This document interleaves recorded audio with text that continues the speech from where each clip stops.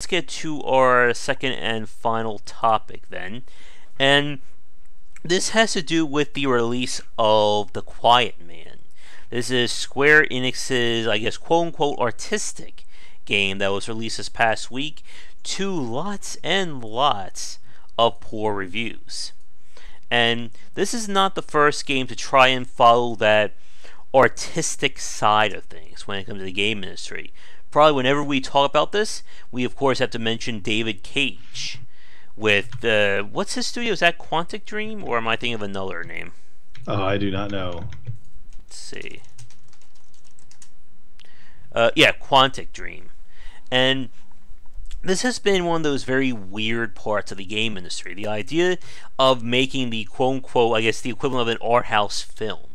A game that focuses more on like a story or presentation rather than any actual gameplay. And in many cases, the gameplay is usually like fourth or fifth down the list of playing this game. It's sometimes very simplistic, sometimes there may not even be any gameplay there. And there are developers out there who are trying to push this even more. Again, David Cage is probably one of the biggest proponents of it. And it's definitely become a very interesting case of hits and misses. For instance, I really enjoyed Her Story, which followed a very basic theme with searching for video footage. But it put everything together in a very appealing package. But like for myself, I have no interest in playing stuff like, what was it, Fahrenheit, the other game from Quantic Dream, what was it? The one with, what was it, Helen Page in it? That Chicago game that just came out. Like, those kinds of games don't interest me in the slightest. Like, what about you? It's just tough to say. I mean, really, the last having been a gamer in the late '90s, that was kind of the height of cinematics in games, and it did not work then. I don't think it's going to work now. I don't think it's one of those things that, like you say, Her Story was one of those ones that really kind of broke the mold a little bit. There was the one, why can't I remember, Roundabout, that also kind of used it as humor.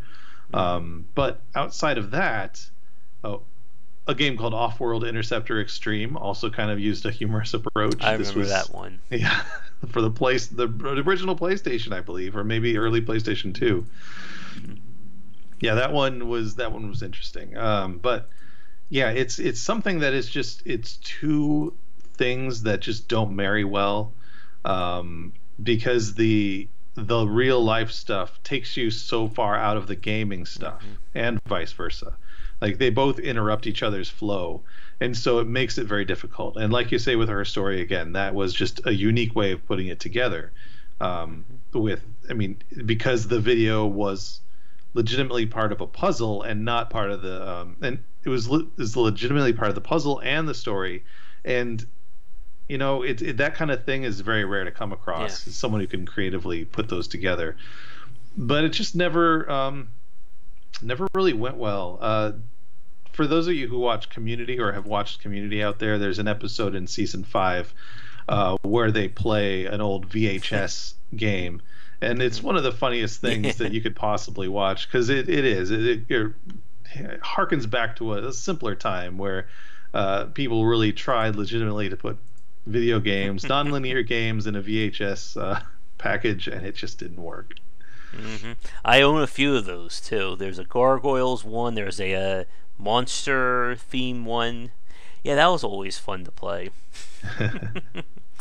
But yeah, like as you were saying, we've seen people trying to push the cinematic or the artistic side when it comes to video games, again, from as far back as the 90s. And it has been one of those cases where it doesn't seem to really mesh a lot of times with video games. As you said, seeing a game that marries the art with the gameplay are very few and far between. A lot of times the story or the artistic side just take over, and there really isn't that much in terms of gameplay. Like, I remember there was a game that came out last decade. It was like an action game with Jet Li in it. And the whole point was you get to play as Jet Li and do all kinds of martial arts moves, And the thing was just a horrible action game. It didn't feel right. And I was watching Jim Sterling talk about The Quiet Man. They were showing footage of that, and the combat looks terrible in it. And it raises the big problem here. If the story is not enough to hook people and you're banking on your gameplay, but that is bad, what's there for someone to attach, to get interest with? Yeah, and it is. It's a very difficult thing to do. And it's mostly because just you have a purely linear format of media and a purely, and one that people expect to be not relatively nonlinear and more controllable by the player.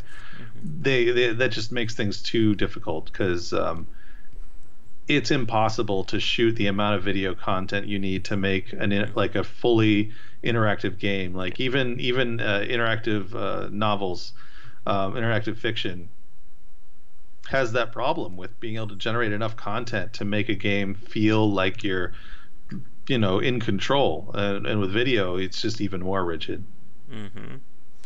Yeah, and like we saw Remedy try to do something like that with like their game that had like they did like live action elements with like the basic gameplay as well.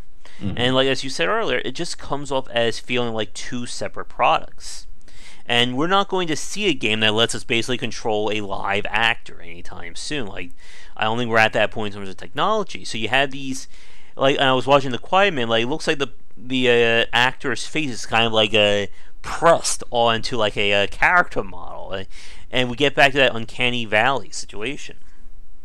Yeah, it actually another successful game, or at least a game that was popular that did this 30 years ago, Dragon's Lair. Space Ace. I mean, but those were really just movies where you that involved Twitch arcade play. Yeah, and I was a big fan of those games back in the day, but I cannot go back and play a Dragon's Lair anymore. I just don't have that patience. And I think another part that we're seeing again is that it's getting very tricky to try and get these stories to work with the games. I think another big example of a game that's been trying this would be the Life is Strange franchise. That wowed and it got a lot of people interested due to having a very diverse cast, very interesting writing, and then telling the story of these multiple parts. But again, like it just didn't interest me all that much. Did you play Life is Strange? No, I didn't. No, type it in. And it's getting, I think, we're seeing more and more of this challenge of trying to, push more in terms of the artistic side. But I just have a feeling that, as we've seen before, that you're not really creating a game with a huge marketing potential. We mentioned this a few months ago, but of course there was a game Where the Water Tastes Like Wine, which was a very artistic and very passionate game that almost everyone who played it did not like that gameplay to it. And we see, and I hate to say this because it's going to come off as being very mean, but I see this a lot with developers who focus on the artistic side, that they just don't do, or they don't spend as much time on the gameplay or even just on playability that they should for these titles. Yeah, it makes it tough. Like, what do you focus on? The production element? Like, because there's two very different roles there: a movie director and a game producer. And they're so different, and they involve very different skills. Even kind of running and being involved in sound recording. I mean, you have to have someone who's a pro at it and knows what they're doing to really get the most out of it. And at the same time, sound just marries a little bit better to a video game than full-on video. And speaking of that, this game does some unique things with sound too that we didn't even mention. From what they're saying, there is no music there's no music or audio in the game because you're playing as a deaf character. And it's one of those cases, I think this is actually a really good question I have for you and for people watching. Another major element of these quote-unquote artistic games is purposely restricting or removing credible or valid gameplay options. It's not about, like, to give you an example, last night on the stream I played Legend of Grimrock 2, which is a it was a modern take at the old school wizardry formula. You have four people tied together. You have very tank-like controls. Now, obviously, tank controls are not a mainstay of design these days, but the game wanted to adhere to that kind of style. We also see this in a lot, again, like these artistic games where your character moves very, very slowly. They're walking, at a snail's pace because you're supposed to take in the atmosphere. But if you were playing a traditional game, you want that character to be running because you don't want to spend time, like spend 10 minutes to get up a flight of stairs.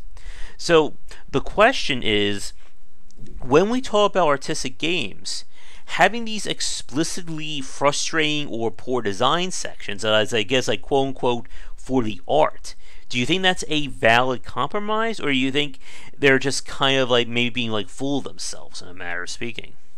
Both. I mean, film has done the same kind of thing. I remember one of the best examples that I can think of is No Country for Old Men, which did not have a soundtrack. It added to the atmosphere and the intensity of the movie, and games can leverage that as well. What again, to harken back to showcase my age yet again, Bushido Blade, where it was a fighting game, but your health bar was essentially 1 or 2 hits, and if you got hit once, you better assume you're either an amazing player who can come back, or you're gonna die again, get hit again, because you are like, if you get hit in the leg, you can't walk. If you get hit in the arm, you can't hit.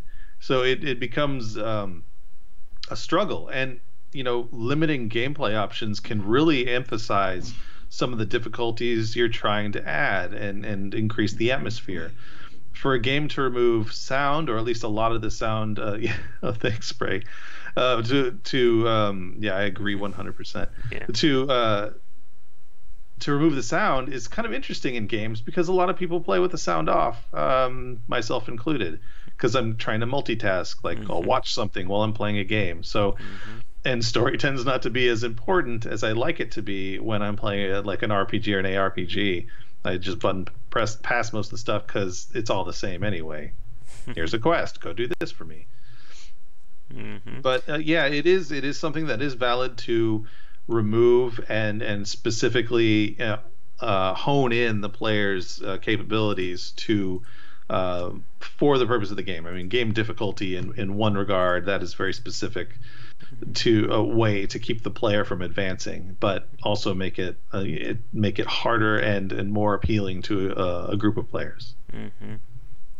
Like, the one thing that always like frustrates me in terms of that, I guess again, for the art aspect, is when developers purposely limit lighting or mess with the visuals of a game to make it harder to watch. Like, again, I hated that in Outlast with how limited your battery life was. I hate that in Amnesia, where when you start getting insane, the screen has that very weird effect that it creates like that, almost like an echo, like you're seeing like multiple images at the same time. Like, on one hand, that does look cool, but on the other hand, it started giving me a massive migraine when I was trying to play through that game.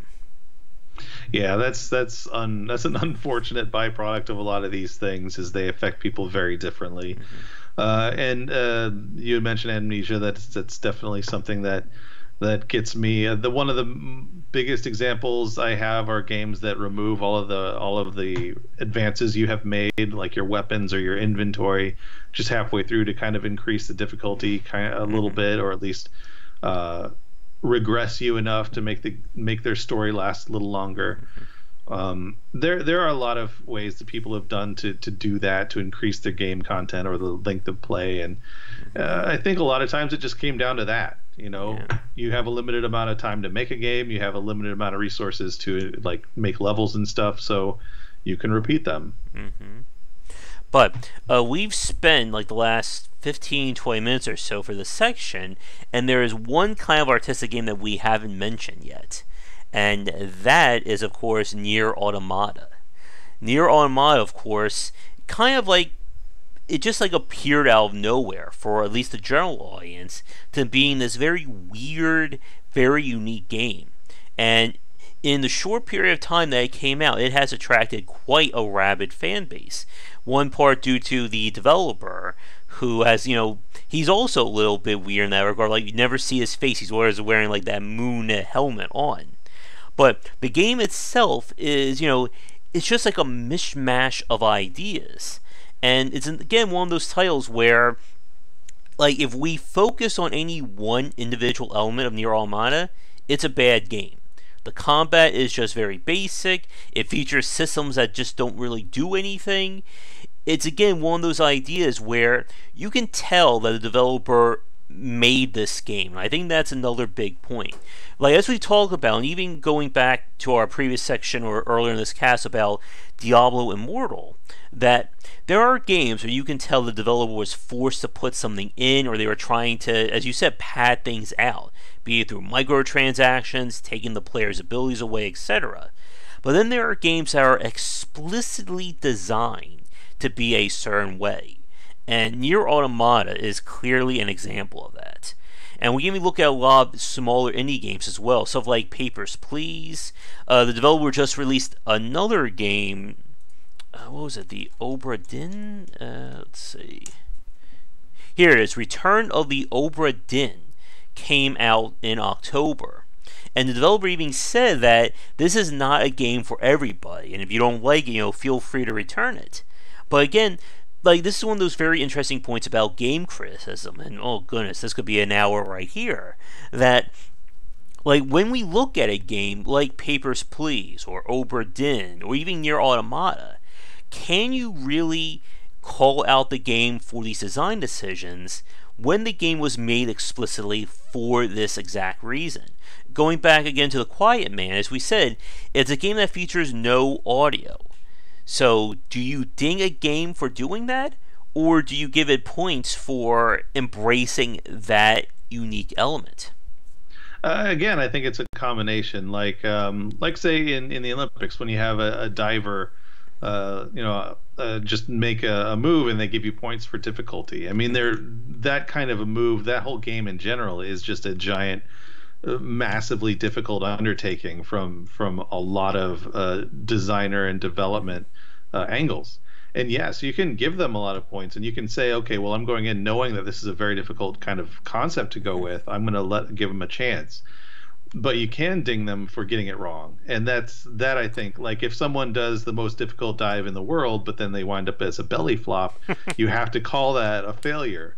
No matter what, you can give them points for difficulty, and you can say you're impressed that they tried it, but in the end, they belly flopped and they splashed me as a judge, and that's not good. So you just have to weigh it like that. You have to say, well, I understand that the game is making these design decisions for this reason. I just don't think they succeeded. Because, like I say, any game that has added difficulty for just the sake of difficulty, they're doing that. And if it succeeds, then you feel like fulfilled that you beat the game, and you feel like the difficulty was necessary for you to enjoy it. Mm-hmm. But yeah, it is possible to fail. A game can be too difficult or difficult in the wrong ways. Just as a bullet, just bullets all over the place, bullet hell. Just adding more bullets without any pattern can make the game more difficult, but doesn't necessarily make it difficult in a good way. Mm-hmm. But I'm going to give a little quiz to the chat watching this right now, because when you just said there, Rob, about a game trying something experimental but failing, there's a very famous game that came out this past year that we even did a discussion about. Can anyone think of the game that I'm about to mention? I'll give you guys like 1 minute while I go over this next point. But that, I think, is, again, the very hard part. And again, it's a very difficult aspect behind game criticism. Because, again, it's easy to say you love a Mario game or love something like Dark Souls. But what happens when we start seeing games that do something very different on purpose? Like, to give you a point, what about a first-person shooter that purposely doesn't use the right trigger on the gamepad to shoot? Let's say it uses the B button. Do we call out the game for, doing something experimental and different? Or do we ding them for basically not following design considerations? Like, I'll give you another example. Like, look at the car industry. Like, would any car manufacturer purposely put the steering wheel, at least in America, on the right side of the car? Like, it would be experimental, but how would someone be able to drive that car in the same way if we reverse the seats? Yeah, I mean it is. It is like that, except in a video game, less dangerous. Mm-hmm. Um, it is. Yeah, when you're experimenting with something that core, Mm-hmm. um, then you do. You should like you say with the right trigger, the B button swapped. Mm-hmm. That to me sounds like, why would you do that Yeah. if that's indeed the type of game you're making? But if you're doing a co-op kind of game where the all of the controls are deliberately wonky, Mm-hmm. yeah, like per what Jan Shevek is saying, yeah, it you really have to take into account what the game's trying to do. But if they're just swapping two buttons, then that you have to call that into question as a design decision. Mm-hmm. So nobody's figured out the game yet, but I'll give you a quick hint. It goes with another game that we've played, and that would be something like Octodad or I Am Bread, where these are games that you said this a few minutes ago, Rob, about going into it knowing the situation. I think that's another big point. Again, people don't play Dark Souls games for easy, button mashing combat. They know what to expect when you buy a game like that. And that would be different than, say, if, let's say, Nintendo announces a brand new Mario game, you buy it, and you realize it's a first-person shooter where Mario can only hide behind waist-high walls. People would not be too happy about that. Yeah, I mean, Paper Mario did take a huge switch from the Mario universe, but it did so successfully, in its own right. Yeah. But here's the game that I was thinking about in terms of, again, that artistic side and whether or not that is good enough. And that would be, of course, Getting Over It, which I played and failed on stream to the delight of people who watched. Did you have a chance to play that one yet? No, I did not. I have to look it up now. Mm-hmm. And that was a game that was explicitly, the developer even said in the commentary, this was designed not to be a fun game. There's no bones about it. Right, okay. And again, like, it raises that question. Do you reward the developer for making this experimentally difficult game? Or do you ding them for making this game that is just a pain in the butt to control? Yeah, I'm watching this again. I enjoyed watching this video the very first time I saw it. It's just mesmerizing. Yeah, it is. It's one of those things where this guy, obviously, he's like, you know what? I have this vision. I want to be mean to people, and done. and he obviously did that. Now, as a player, do I want to experience this? I don't know. I mean, obviously, there's something with the game that makes it really unique, but this might be one of those games where I'm like, you know what? I'm intrigued enough to watch a video on it, but I'm not intrigued enough to play it. And then that goes all the way back to streaming, and we've discussed that many times. But it's interesting. I mean, I like the fact that people do that. That's what the internet's for. It's for all kinds of experimentation, and this is an indie game. So an indie game alone, you give a little bit more leeway to than a AAA title that tries to go beyond the pale in terms of its experimentation. Mm-hmm. And speaking about a AAA game going beyond the pale there, I think there's one game we haven't mentioned yet, and that's, of course, Death Stranding or Stranding by Hideo Kojima, which we've seen lots and lots of cinematic trailers, but nobody has any idea what the gameplay is going to be. I think Norman Reedus is carrying a baby at some point. He's hiding from invisible monsters. That's a thing in this game. But if you were to ask someone, what exactly this gameplay is going to be, we have no idea. Yeah, it's tough. I don't know the game you're talking about, and I don't know any of the stuff behind it. I'll have to research it this week. It sounds fun to kind of think about. But again, talking about the game that brought this all up, when watching it, I had a tough time figuring out what kind of game it was myself. Mm-hmm. Which one, the Quiet Man or? Yeah, Quiet Man. Yeah. Mm-hmm. Yeah, and again, like, we're seeing developers, or at least when we see this push for more artistic games, it still never feels like, like the game design is being the forefront. And this is probably a segue into again another topic that we are just about an hour and 15 into. We probably won't go too much into, but again, it's that understanding of the medium or the platform that you're working on. A video game is meant to be played. No matter what anyone who does like visual novel or artistic games will tell you, gameplay, I think, at the end of the day is still king for a lot of people. And if your game doesn't play right, it doesn't matter, the amazing story you're going to tell if nobody wants to put up with, bad controls or, hard to see graphics to get to that point. Yeah. Yeah, and for what Pray for Mojo says, as long as it's free, if I pay and then they try any smart controls, then they'll feel my wrath. Absolutely, it is when a AAA developer starts going squirrely on you. I mean, you pay that kind of money for a very specific experience. You don't want to be messed with because experimental is experimental, and that's something that everybody should understand going in. I'm willing to pay $10 to try something strange and new. That's a fair compromise. But paying $60 to play something I'm expecting to be one way, and you kind of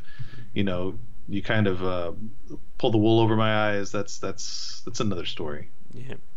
And that's again what we've talked about before when it comes to the strength of the independent market. You can make a very experimental game for like $3 to $4. We're not expecting 80 hours of gameplay. If you want to just make something crazy and weird for an hour and a half, you can do that. Sell for $5 to $10, call it a day. But if you're trying to make that crazy experimental game and charge $50 for it, while still having all the bugs and weird issues that you didn't feel or didn't want to smooth out, that's going to be a bit more than people are going to handle. And I know we've brought this one up many times before, but I think this is one of your favorite games, Rob, Goat Simulator. Yeah. And just what the hell that game was all about. Yeah, I really loved the concept of Goat Simulator. I'm like, oh, it's Tony Hawk, but not as good and with a goat.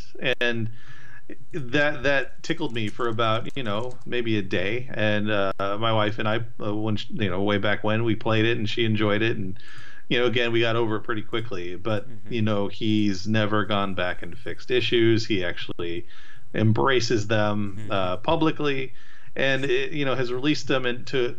has made a lot of money off of this game, releasing them on mobile platforms and multiple platforms. So that's kind of weird how much of a runaway success is that game is, even though it's gone in the face of traditional development.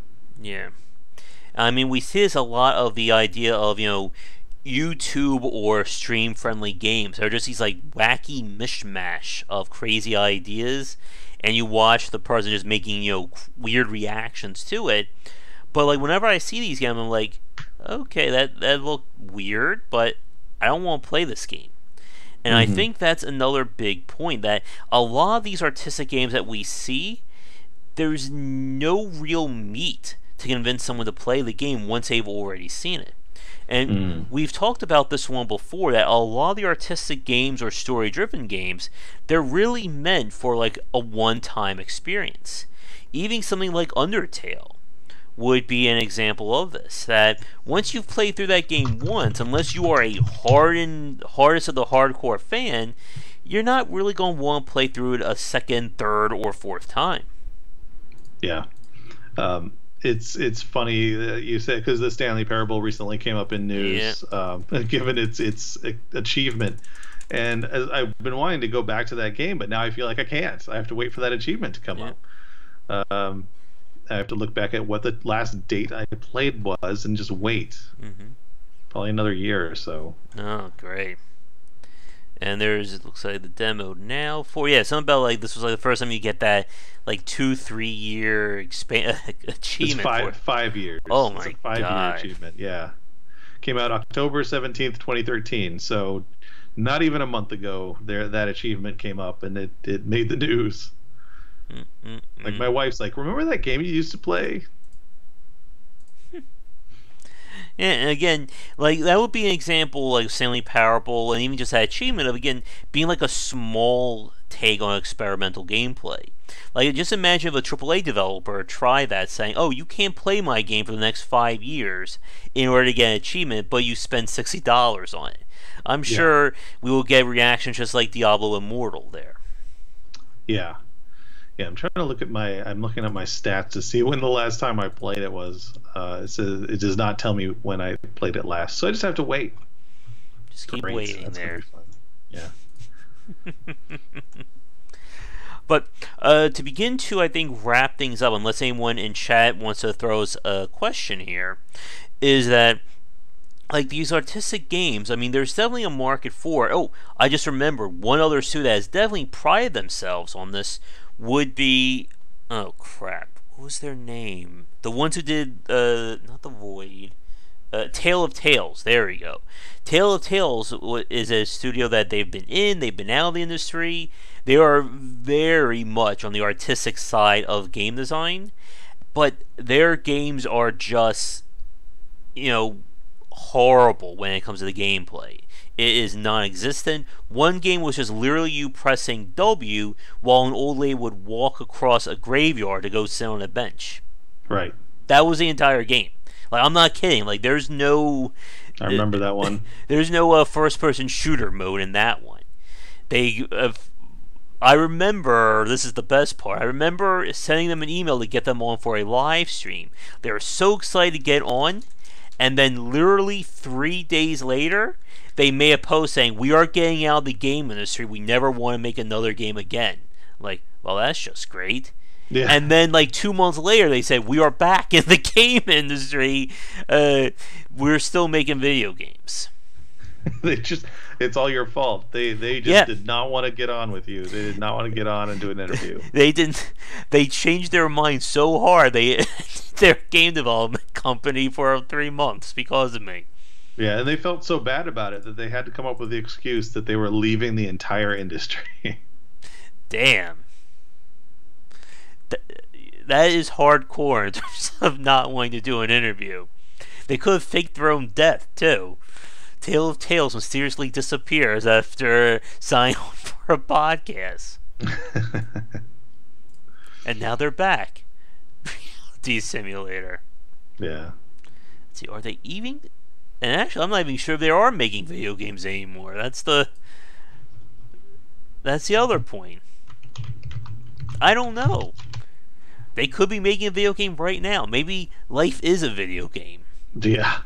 This is all just a very long form plan to make some real life art.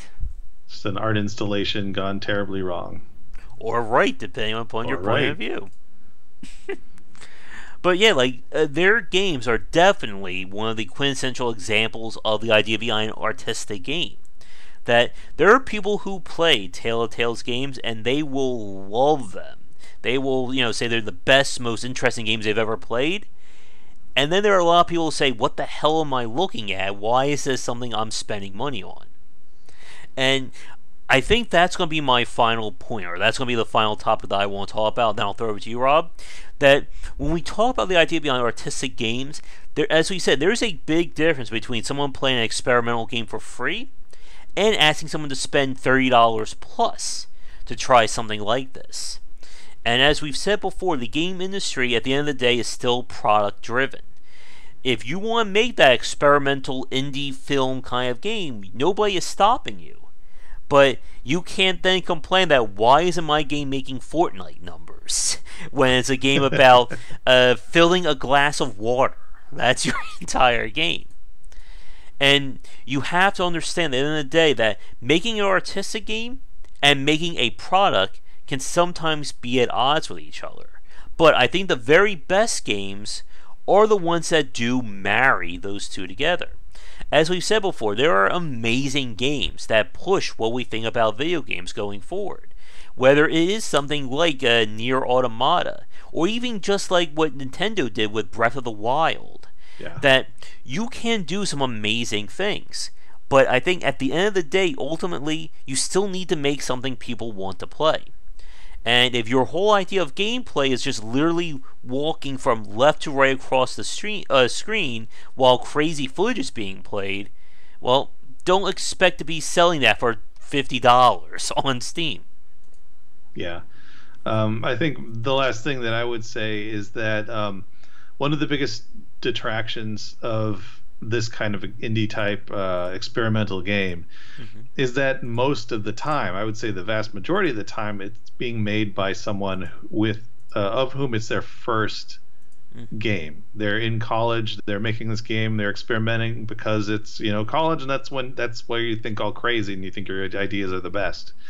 So you usually wind up with a poor experience overall because they just don't know how to make a video game yet. And then you tend to lose out on the seasoned developers because they know how market works all of a sudden. So it is nice when a company like Nintendo does it, or when you get a AAA company giving it a shot. So it's good to see that it still happens, and it is great. It's a very good experience when it happens in the right way and it succeeds. And I think that really is the pinnacle of achievement for a game developer, is to do something new that people really respond to. Yeah. And again, like Papers, Please would be a really good example of that.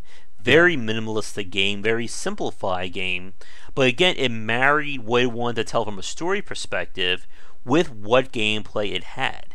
And you couldn't really do more with that kind of game design. Like, again, you can't let the player go outside of that little toll booth. That would break what you're trying to tell.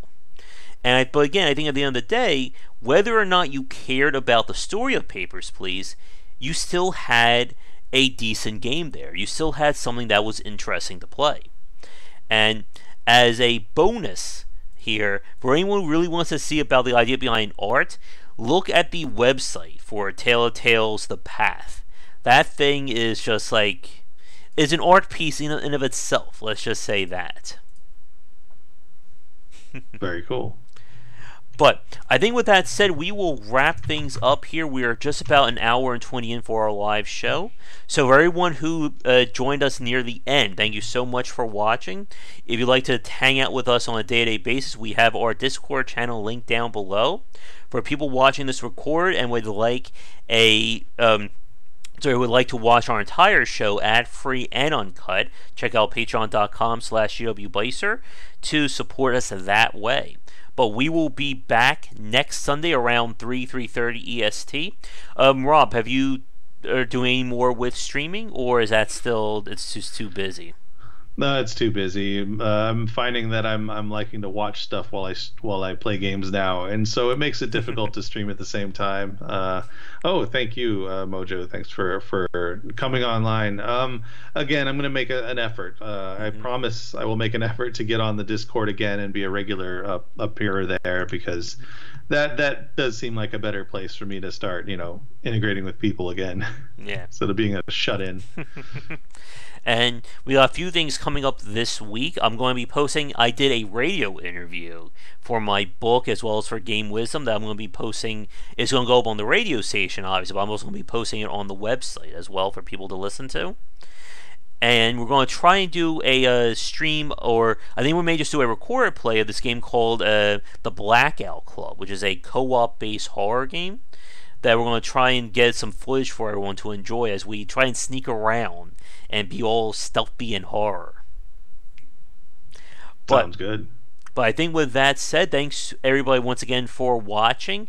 Be sure to check out everything, including my upcoming book that's going to be out on November 12th.